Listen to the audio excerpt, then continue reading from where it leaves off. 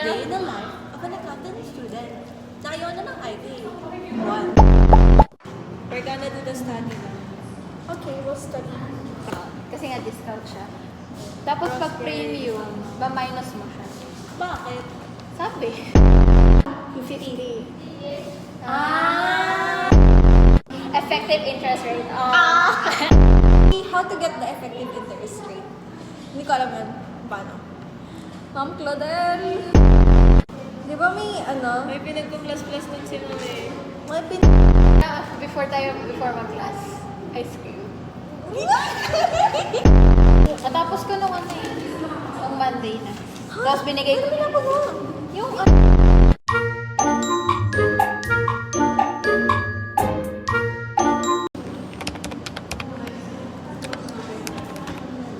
wala yung sagot ko sa choices. Basta ako malapit na. 5 na lang, 5 pesos.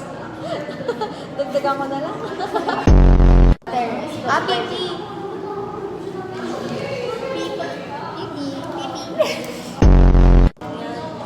Percent. Avatar.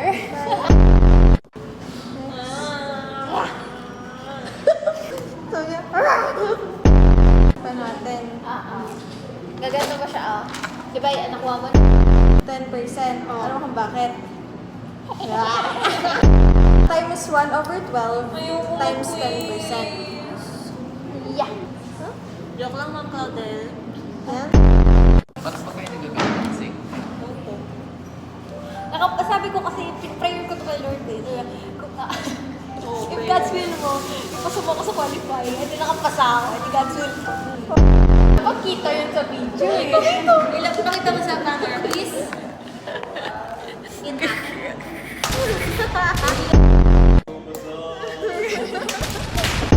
Makakapasa kayo, kaya niyo yun.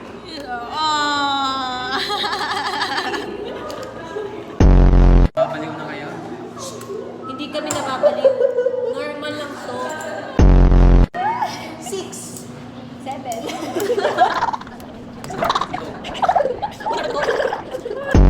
Tara, ice cream. Ice cream.